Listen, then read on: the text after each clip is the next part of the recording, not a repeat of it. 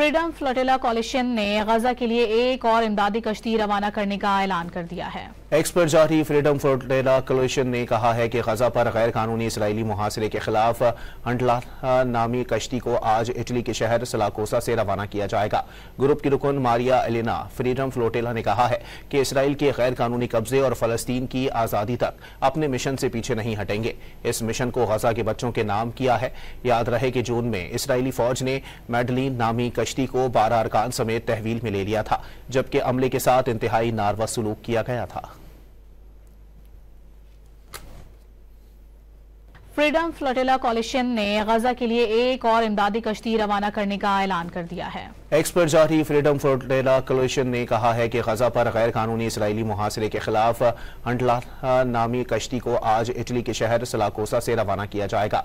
Group की रुकन Maria Elena freedom flotilla ने कहा है कि इसराइल के गैर कानूनी कब्जे और फलस्तीन की आज़ादी तक अपने मिशन से पीछे नहीं हटेंगे। इस मिशन को गजा के बच्चों के नाम किया है। याद रहे कि जून में इसराइली फौज ने मैडलिन नामी कश्ती को 12 अरकान समेत तहवील में ले लिया था, जबकि अमले के साथ इंतहाई नारवा सलूक किया गया था।